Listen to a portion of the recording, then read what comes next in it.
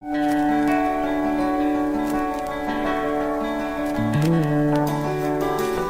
טוב שבאת הביתה, כמה טוב לראות אותך שוב. Ils ont relevé le défi de l'Alia. Studio Kalita vous raconte leur histoire. Alia Story, c'est vous, c'est nous. Salut à tous, bienvenue. J'espère que vous nous suivez sur l'application du Studio Kalita que vous avez tous descendu, évidemment.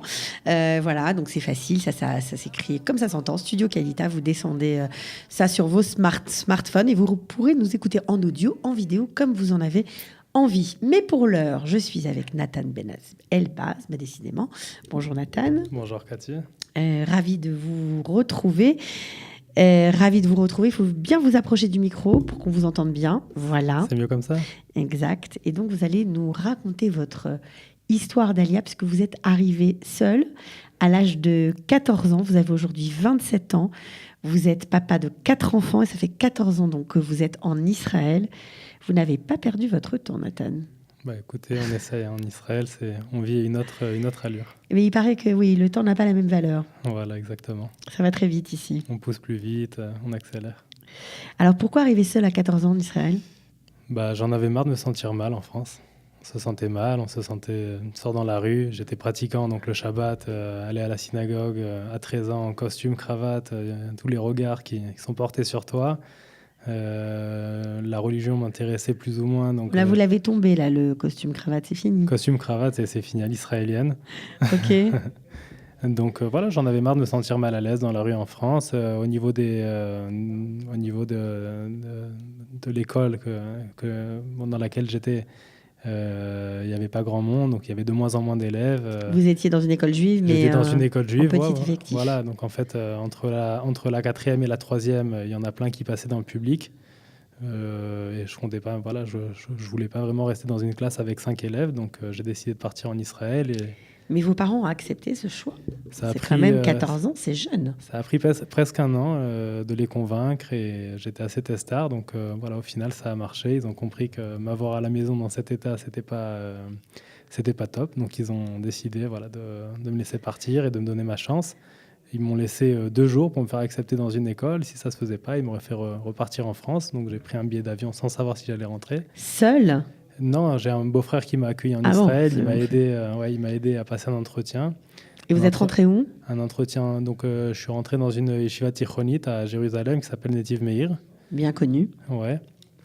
Et donc voilà, du jour au lendemain, je me suis retrouvé dans une école de 600 ou 700 élèves. On était 2 Français, un en terminale et moi en quitte-à-tête, donc en 3e. Et tu ne parlais pas l'hébreu ? Et je parlais pas un mot d'hébreu. Et voilà, j'étais collé à mon dictionnaire en cours du matin jusqu'au soir et je réveillais la nuit mes copains pour leur poser des questions. Et tu étais heureux ? Et je n'étais pas toujours heureux, ça a été très difficile les débuts. Je pense que plus d'une fois, j'ai failli laisser tomber parce que c'était vraiment pas facile de se retrouver sans famille, sans la langue, sans la mentalité, sans rien. Mais au bout du compte, on se rend... Tu as eu un choc culturel, on va dire. Tu t'attendais pas à ce que ce soit comme ça ? Non, je m'y attendais, mais c'était pas facile, quoi. Il faut s'y faire. Tu viens avec tes marques, avec tes habitudes, avec les choses, avec ta nourriture. Ouais. Et tu te retrouves avec des Israéliens, la plupart des colons qui viennent de leur patelin, et tu te retrouves à parler de ton taïser ou de ton antézite. Et des mecs qui en ont rien à foutre et qui te connaissent pas, qui ne te comprennent pas surtout. Qui te connaissent pas, qui te comprennent pas. T'es mal parce que tes parents te manquent, tu as envie de parler à tes copains et tu vas taper une discussion sur le toit d'un des bâtiments avec un dictionnaire dans la main. C'est pas toujours facile, quoi.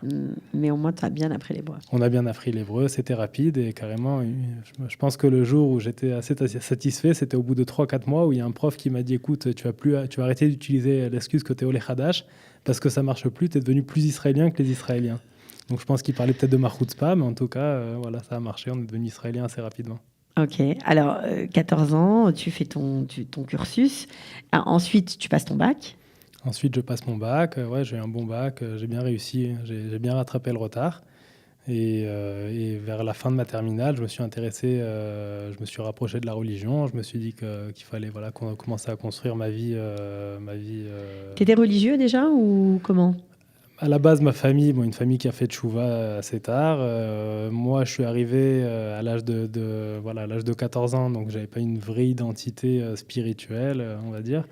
Je me suis cherché pendant mes 3 premières années en Israël et je me suis repris en main la 4e, donc en terminale. Et ça m'a permis de me projeter et de réfléchir au fait que j'aimerais construire une famille avec une identité assez religieuse. Et je me suis inscrit dans une yeshiva. Qu'est-ce que tu as fait comme programme? Qu'est-ce que j'ai fait, c'est-à-dire? C'était où? Je me suis inscrit dans une yeshiva, Otniel, ça s'appelle. C'est assez connu pour ces fameux attentats. D'ailleurs, j'étais Machavruta la première année, c'était le fils de Mickey Mark, Shlomi Mark. Donc voilà, un jeune homme qui s'est marié avec une femme qui a perdu son père au même endroit, tué par des terroristes. Lui-même, quelques années plus tard, a perdu son père au même endroit. Donc c'est terrible. Voilà, on est projeté dans la vie israélienne assez rapidement, quoi, on va dire. Donc tu t'es marié très vite après la yeshiva? Je me suis marié, ouais. Je me suis marié la 18 première ans année, et demi. Voilà, la première année de yeshiva, je me suis marié vers la fin de l'année, à 18 ans et demi. Quelle maturité quand même. Écoutez, quand on est sans papa et maman, on est peut-être en manque d'affection, donc on décide de se marier peut-être assez rapidement. Ok.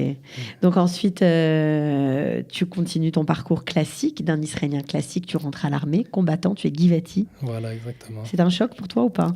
L'armée? Ouais, ou t'étais tout à fait dans le moule déjà? Écoutez, le jour où j'ai dû raccrocher au nez à ma femme parce que je devais être en shlachot, ce qu'on appelle j'étais en pleine classe, les tironoutes à l'armée. Ma femme m'a appelé pour m'annoncer qu'elle était enceinte quand j'ai dû lui raccrocher au nez. C'est pas des événements faciles, donc on a eu par-ci par-là des moments pas faciles parce que de mener cette double vie, c'est pas toujours simple. Mais non, c'était pas très choquant. On s'est bien préparé, on était motivé. Je le voulais à tout prix, donc ça s'est fait. Et je suis très content de l'avoir fait. Ok. Donc tu fais 3 ans d'armée? Non, j'ai fait SDR. J'ai fait 1 an et demi d'armée. Et à la fin de mon service militaire, j'ai repris la yeshiva pendant 1 an. D'accord. Donc, et puis ensuite, tu t'es dit, après tout, voilà, j'ai donné ce que je devais faire, j'ai fait ce que je devais faire. Maintenant, je peux penser un peu à moi.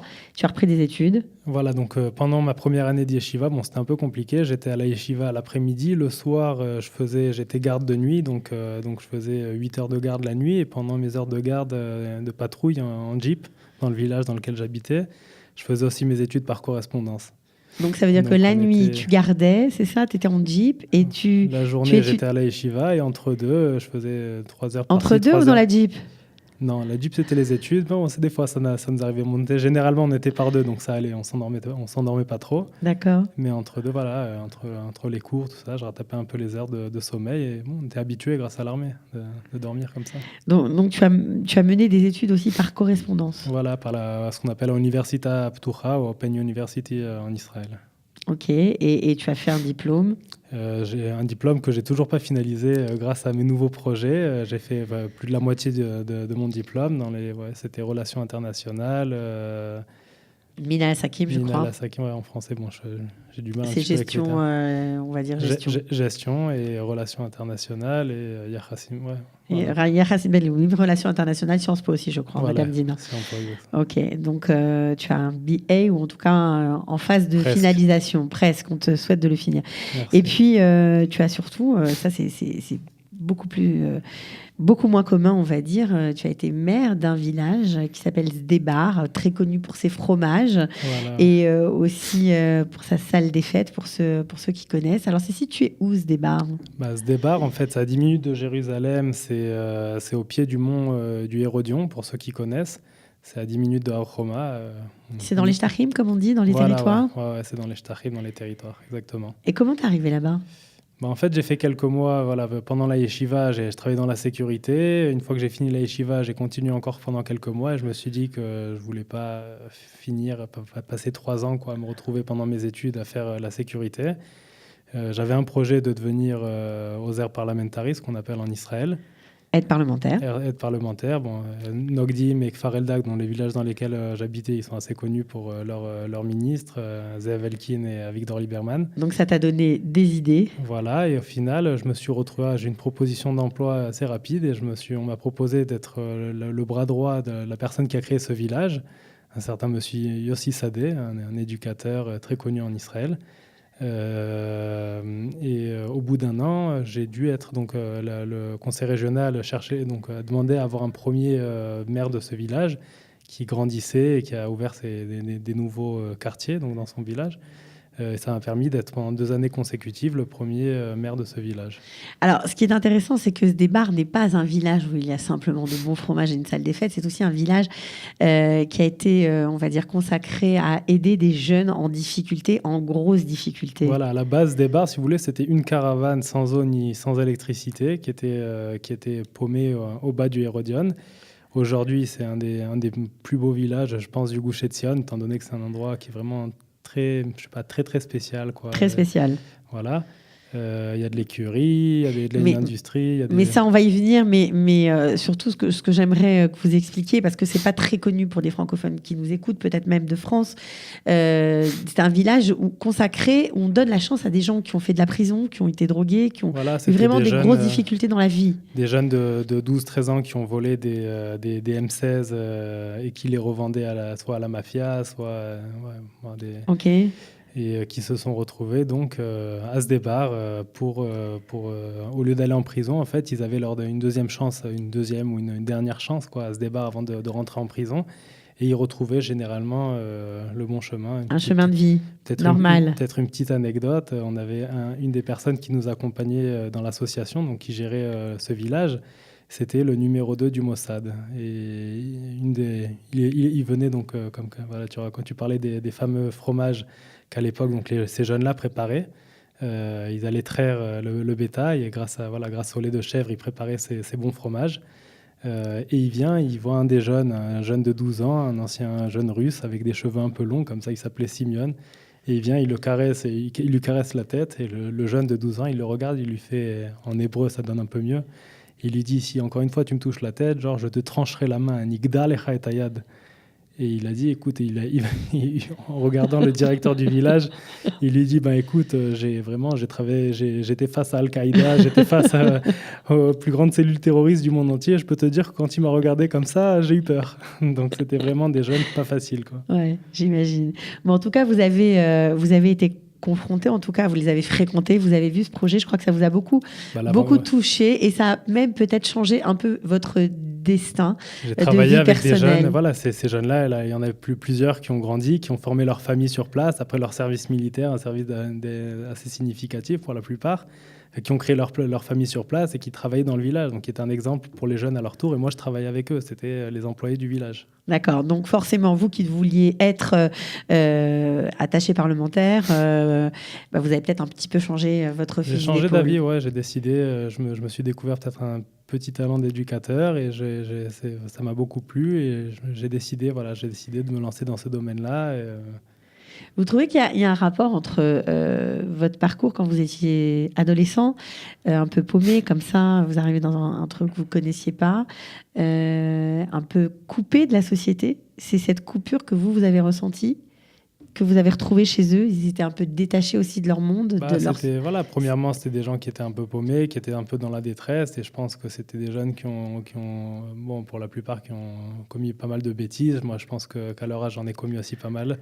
Et je pense que ça vous êtes retrouvé là-dedans? Pas à ce point, mais j'ai réussi à me sauver de casier judiciaire, tout ça. Mais sûr. Je pense que ça m'a permis... Vous avez envie de les aider, en tout cas. J'ai envie de les aider et je pense que ça m'a beaucoup aidé. Voilà. Alors, donc, pas de politique, mais plutôt, vous avez consacré ensuite votre vie, vous êtes bien jeune, mais enfin bon, vous avez fait tellement de choses déjà, à aider d'autres jeunes et surtout à aider des francophones à venir s'installer en Israël. Moi, à la base, ça fait 3 ans. Il y a 3 ans, ce rêve m'est venu de tendre la main aux jeunes de France qui souhaitent, premièrement, sortir de leur bulle française pour bien s'intégrer comme moi. Donc, c'est ma première motivation. Et la deuxième, c'était aussi de permettre à des jeunes qui n'étaient pas scolarisés ou peut-être des fois qui ont eu des problèmes familiaux, de leur permettre de venir aussi à leur tour en Israël et de se retrouver dans un cadre qui les accepte tels qu'ils sont, de les aimer, de les accompagner et surtout de leur donner une bonne mallette à outils pour attaquer leur vie en Israël, parce qu'Israël, c'est un peu la jungle, c'est pas facile, il faut se battre. Et si tu manques de motivation et qu'en plus tu n'as pas assez d'outils pour réussir, c'est pas toujours facile. Oui, mais il y a des trucs sympas quand même en Israël. Arrêtez, vous êtes tous en train de me dire c'est un défi, c'est dur. C'est un défi, mais je pense qu'il faut savoir l'affronter, parce qu'en Israël, malheureusement, on a beaucoup de problèmes au niveau des jeunes, l'intégration des jeunes francophones, soit des familles, soit je pense que vous avez une fois par semaine. On en a beaucoup parlé, on en parle beaucoup. Plein l'ado avec Bernard Zanzouri, voilà, tout à fait. C'est pas toujours facile.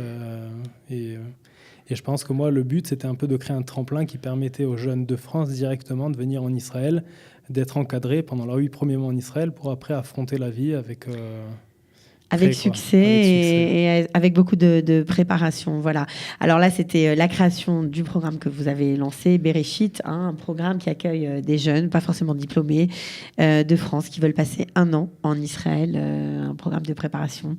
Ok. Alors, est-ce que vous avez, lorsque vous faites un petit flashback, je ne sais pas si ça vous arrive, si vous avez le temps de le faire, parce que on ne va pas y arriver, mais bon, c'est pas grave, tu penses à quoi quand tu fais un petit retour arrière? Qu'est-ce qui te vient en tête?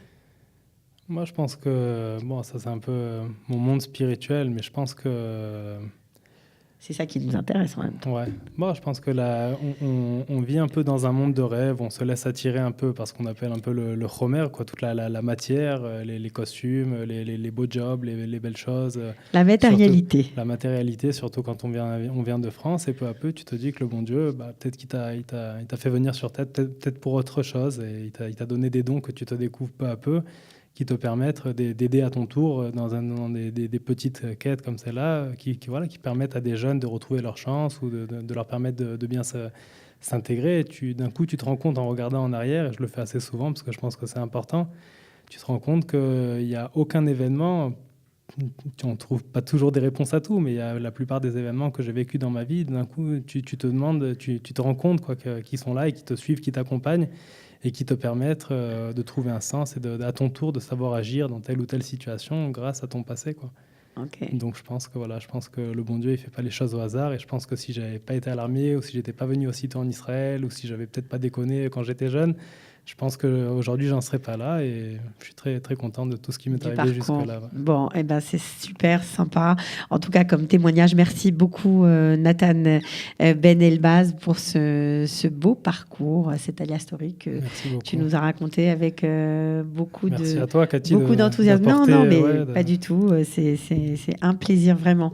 À bientôt. À très très bientôt. Et tu reviens nous parler de Bereshit ou d'autres choses quand tu veux. Allez, avec plaisir. Ciao. À très bientôt. כמה טוב שבאת הביתה, כמה טוב לראות אותך שוב. Ils ont relevé le défi de l'Alia. Studio Kalita vous raconte leur histoire. Alia Story, c'est vous, c'est nous.